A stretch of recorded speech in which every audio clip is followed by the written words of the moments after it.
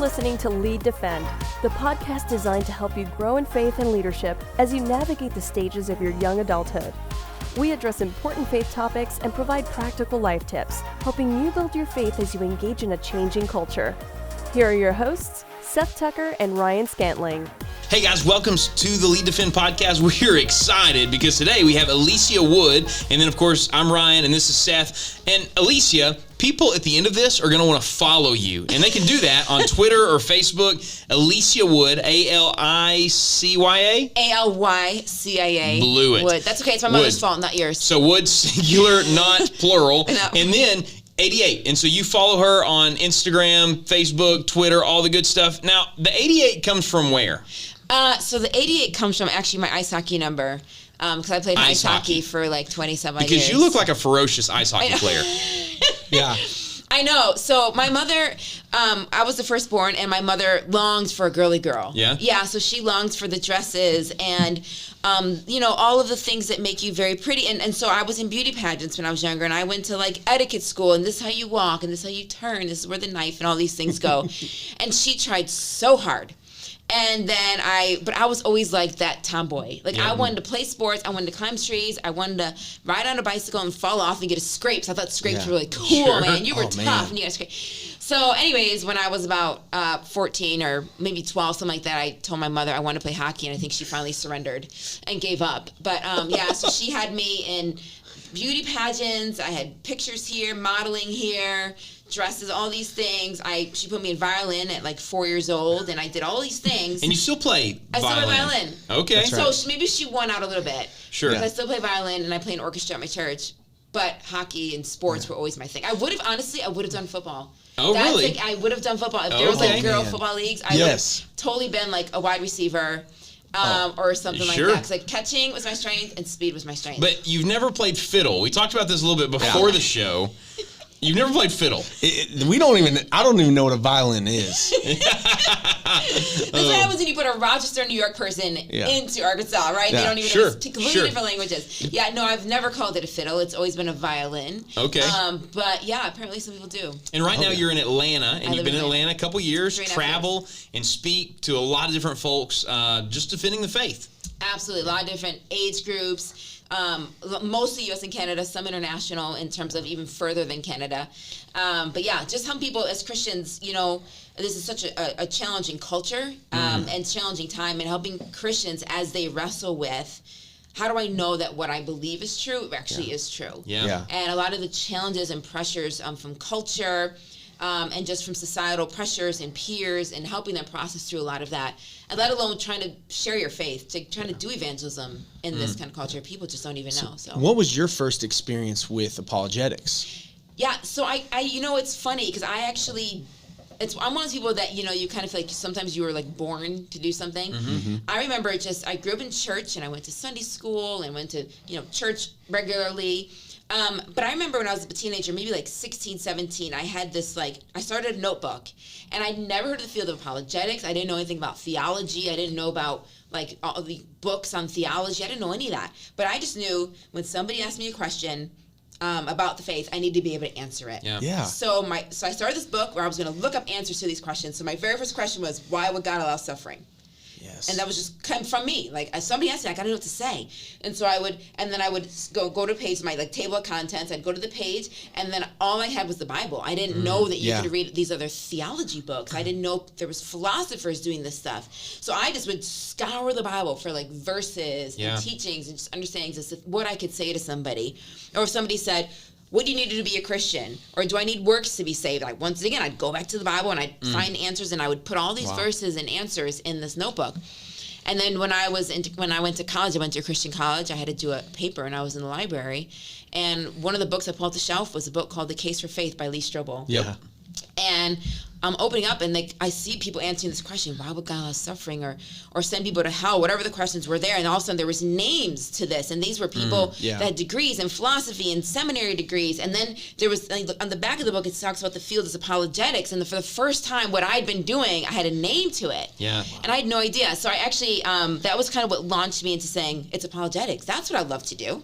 I was doing it on my own, thinking through it on my own, but now there's actually a name to it, and that was what kind of launched me into it. And so actually I did get to meet Lee Strobel about 4 or 5 years ago, and I just ran up to him and said, I've been wanting to meet you for so many years, and I just want to tell you my story because I do apologetics full time now, but you were such a part of me getting to where I was. That's so incredible. It was really cool. Do you still have the notebook?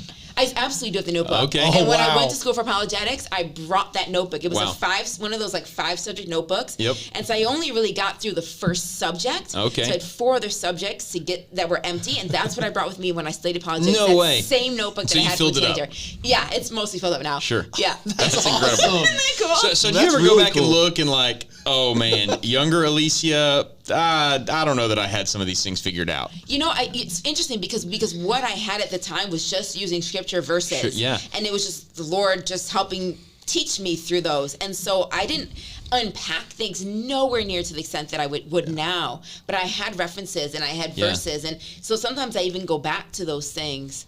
Or I'd see a TV show and I'm like, ooh, I could use that analogy one day. Once again, one day for what? I Sure. didn't know what I was talking about. But I was like, if anybody ever asked me, I could use that analogy.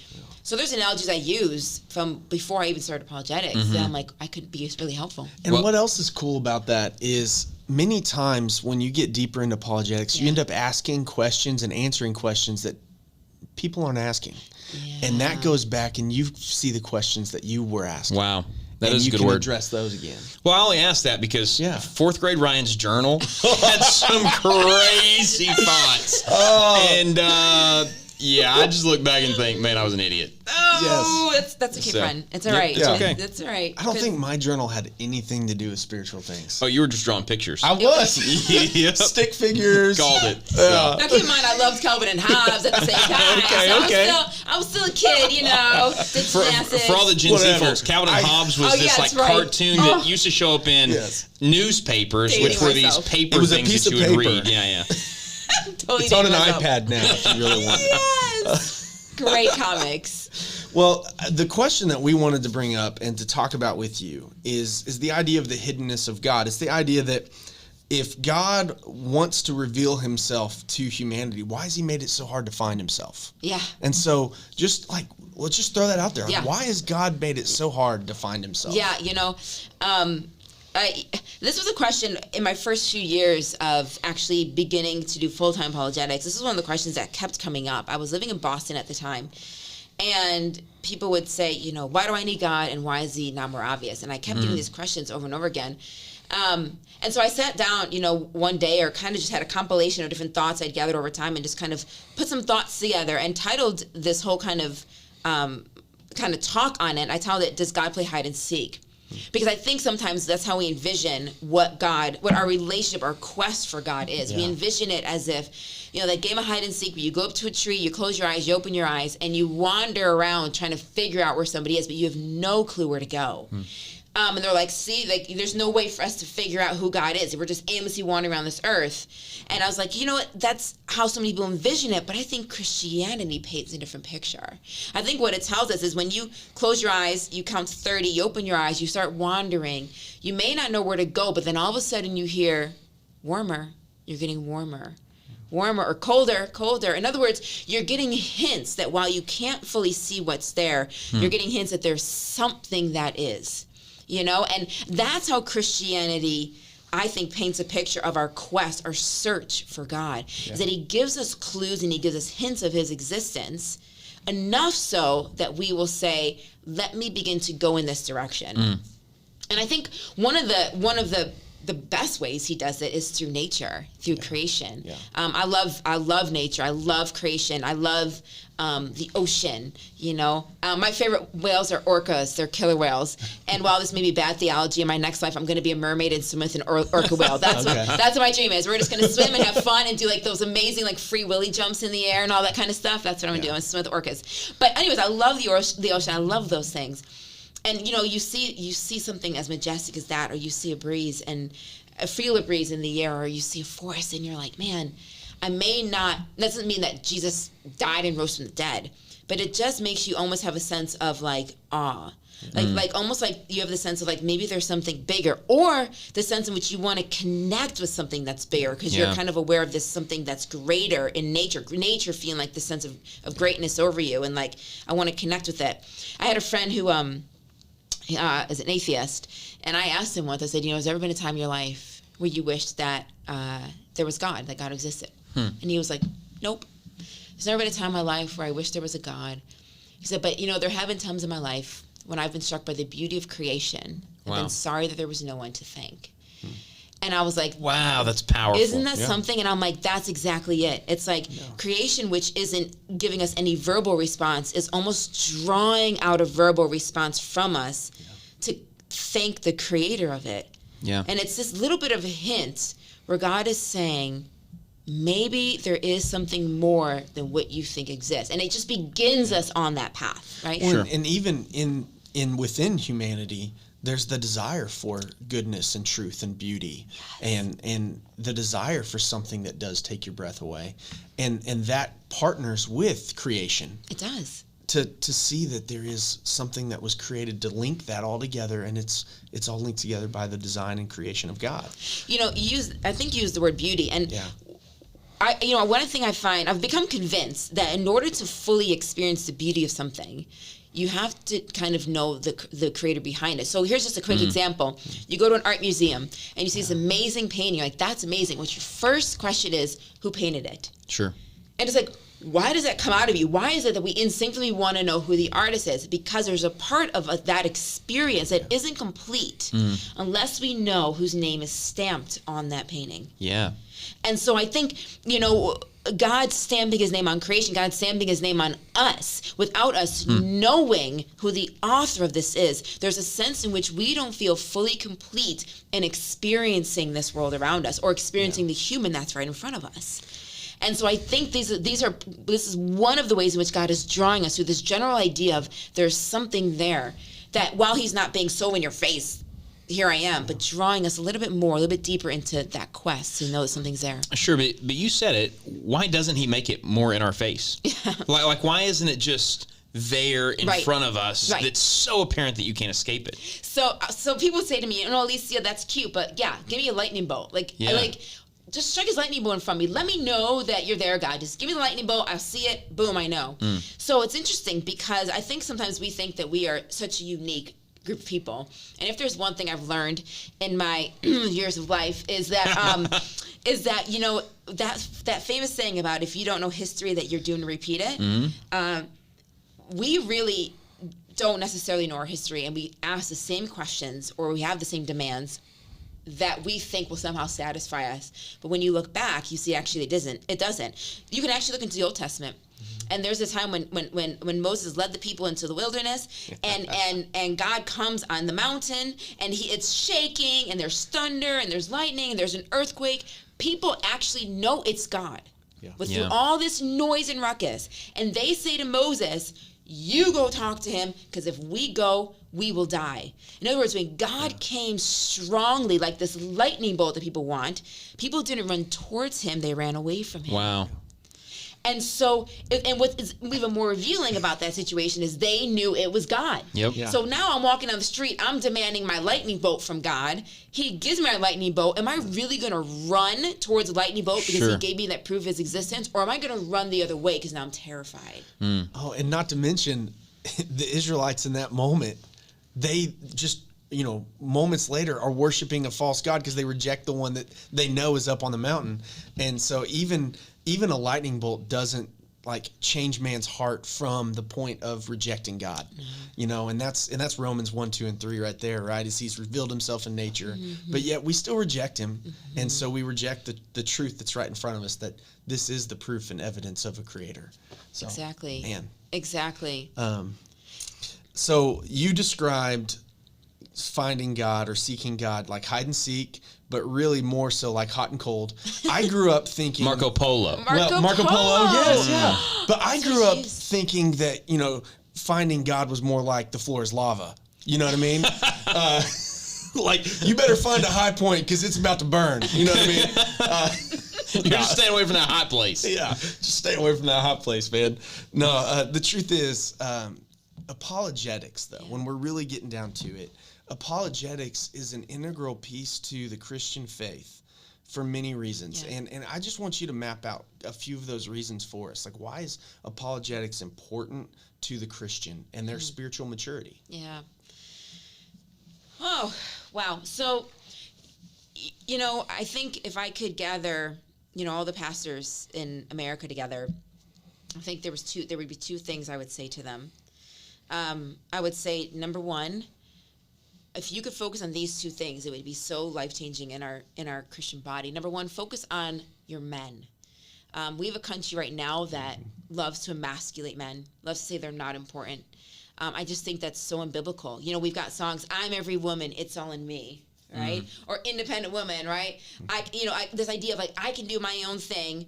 I don't need anybody else. I can raise 10 kids on my own. I can do it. And while it is true that women can do so much, I don't think the way that we raise or elevate the value of women is by devaluing something else. Wow. I think we can raise them both together. And so I think what's happening a lot of times is we have a culture that is making us very imbalanced. And so what's happening is you have a lot of women in the church, you've got a lot of women in marriages where maybe the men aren't as strong, or in relationships, and you've got this imbalance, and it's because almost like maybe have the men not find a home, or the country or the world saying they're not that important, or they're all bad, or they all hate women, or whatever it might be. And so I would love for a biblical view of men, manhood, to actually permeate our culture in some way. And the second thing I would tell pastors is focus on the spiritual maturity of our just body of the members. I think we stay on the milk level a bit too long. And what happens is the culture goes deeper with the philosophy and the science, and the Christian worldview still hovers on the milk. Wow. And so what happens is then we've got a lot of milk Christians who've been in church for 20 years, and they encounter a philosopher, or they encounter or just an average person who thinks philosophically, or thinks rationally, or thinks scientifically, and the Christian has no concept as to how to deal with those things, how to address those things, because they haven't rationally thought through their Christian faith. Sure. That's right. And so what happens is this happens lots with our teenagers, and then they get to college, and they've grown up in mommy daddy's home, they've gone to youth group, they've done all these things, and they get to college, and all of a sudden they're challenged with questions in ways that they haven't heard before, to think through Christianity rationally, and they don't know what to say, and they walk away. And then I walk in one day, and I've got an audience of Christians who's walked away. And I'm constantly, as the apologist, trying to help, shatter some of those false lies that have been said about Christianity to them, and that kind of thing. I would love it if we spent more time making connections between the Old Testament and the New Testament. Yeah. Sure, the sacrifice of Isaac is a story that makes all of us slightly cringe, but boy, is it an amazing foreshadow of what's to come. Wow. You've got this lamb here that is sacrificed instead of Isaac. And if you read the text, it talks about how that Abraham sacrifices a ram. And he doesn't sacrifice a lamb, he sacrifices a ram. But when he's walking up, he says God will provide the lamb for the sacrifice. Yeah. Those are two different things. Yeah.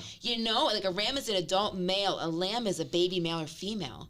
And so you have Abraham maybe not even fully knowing what he's saying about God's going to provide the lamb for the sacrifice, ends up sacrificing a ram, which is like, that doesn't make sense. Either Abraham's wrong, the Bible's wrong, something's wrong, but because he's pointing to another lamb that's coming. Making connections, making a story that makes people cringe, that they say is like infanticide, and actually showing it, but it's pointing towards something else, that one day a real lamb will be sacrificed. And one day that lamb is going to be called the Lamb. Behold, the Lamb of God takes away the sin of the world. And God isn't going to withhold the knife at that point, and these kind of things. We're talking about the significance of the conquest and things that happen, and the exiles that happen, and how that influenced the prophets. Like anything where we're going deeper and getting people to think. And that's also why many great thinkers don't stick around in Christianity very long. And if that sounds bad, it might need to, because we haven't challenged the mind very often in the church. And if we focus in on apologetics, we keep those great minds, encountering Scripture and encountering ideas that apologetics offers.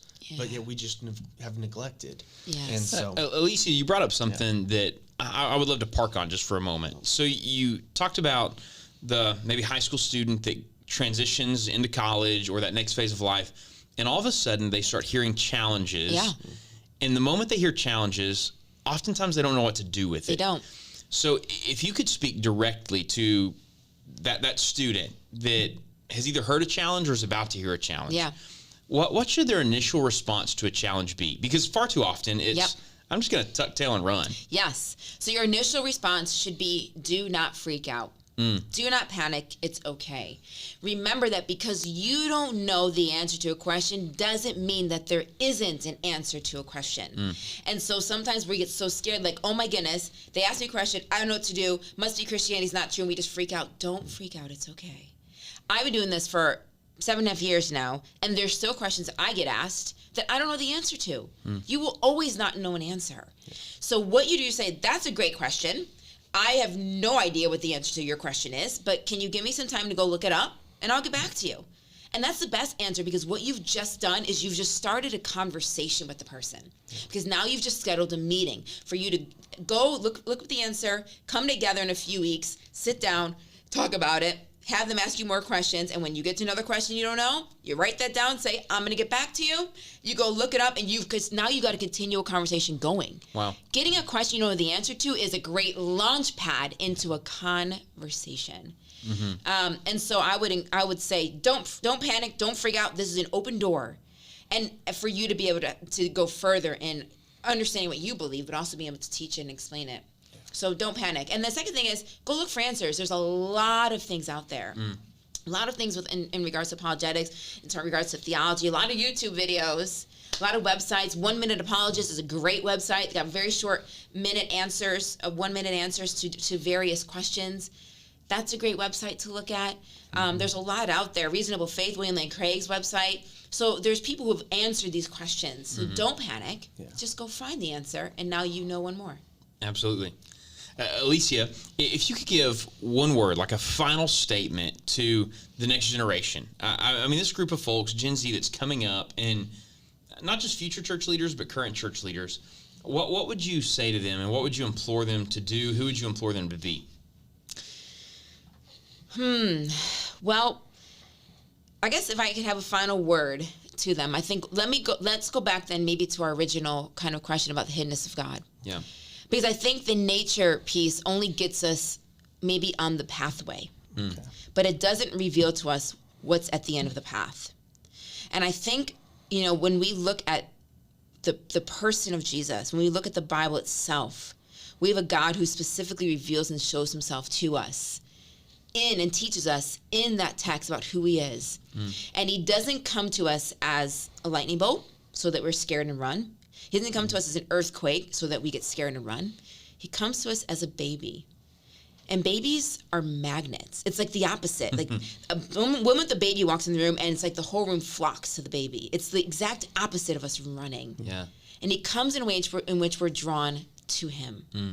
And so I find the character of Jesus and the way that God chooses to reveal himself to us so hopeful for us, because it lets us know that in this time and culture where we feel, it's cancel culture. When you mess up, oh man, your name is erased from history, and that's how it should be. In other words, your mess up defines your whole life. Wow. Yeah. And we have a gospel message that actually teaches something very different, that says you are not defined by your sins. You're not defined by the worst things that you ever do. You're defined by whose name is on you. Going back to that painting. Yeah. That's where your value is. That's where your worth comes from. And so you have a culture that wants to cancel you, and you have a God who says, I knew that you would do those sins, and I loved you anyways. Yeah. So you're not canceled, because there's nothing that's changed, nothing that surprised me. Or a culture that is struggling with self-worth and depression and loneliness and just feeling like nobody cares and nobody sees. And yet you have a God Jesus, who in the garden felt abandonment by friends, who garden was under such duress and such stress before his crucifixion that he was sweating blood, like knows what it's like to feel abandonment, knows what it's like to cry out to God and feel like you're still lying there just in such stress and agony and nobody cares. And yet he still trusts, he is Jesus. I mean, he is divine, but he still follows what God has for him in spite of the pain. You have a God who knows how to suffer, in other words. He knows what it's like to go through this pain. And a God who says, when you're in that dark tunnel, that you feel like you can't get out of, don't sit down. That's the worst thing you can do. Keep walking, because there's always an exit. You got to keep walking. The light will come. And so you have a God who gives hope to a generation that is struggling with sadness and depression and anxiety, and all of these things, all of these feelings of loneliness. And who says, when you feel like your heart can't beat, I will beat it for you. That is what this Jesus offers so many people. And so what would I say to this future generation is, it is really hard to do this life with what's being thrown at us without having a biblical framework or a worldview. Forget biblical framework, a worldview that tells you, that directs you about who you are, who your identity is, how you should live your life, whether or not your life has meaning and importance. And it gives you a hope. It gives you a hope, because the reality is, friends, is no matter what happens on this earth, nothing can change the guaranteed future over what's to come, which is an eternity with Jesus Christ. Yeah. No matter how bad it gets here, nothing can change that, because that is not dependent upon earthly events. So I would tell you, these younger generations, like, you'll probably try, you won't listen to me, and that's fine. You'll try and go as long as you can for a few years in that state without it. Yeah. And I will tell you, eventually you're going to get yourself to a point where it is really hard to wake up in the morning. It's really hard to find joy, find value, find worth in the community around you, and you're gonna have to ground it somewhere. And I'm gonna tell you, you'll come back to those scriptures, and that's okay. That's where you should come back to, because that is the truth. That is the way, and that's the life. Yeah, Alycia, thank you so much for being with us. Thank you. Now, people can find you on Twitter and Facebook. Yep. And they can search what to find you there? Alycia Wood 88. ALYCIA Wood 88. 88. And hey, we want you to connect to Alycia. We're going to put that in the show notes, and also her talk from Lead Defend this year. Yes. You don't want to miss it. Hey, thank you so much for being with us. Man. We've so enjoyed having you. Thank you so much. Glad to be here. Absolutely. Thanks. That's it for this episode of Lead Defend. Until next time, check out our website at leaddefend.org for details on the next Lead Defend conference, or shoot Seth and Ryan an email at leaddefend@absc.org. If you want to help us out, rate and review Lead Defend on your podcast app, and make sure to subscribe so you don't miss an episode. Thanks for listening. Now go lead. A podcast from the Arkansas Baptist State Convention.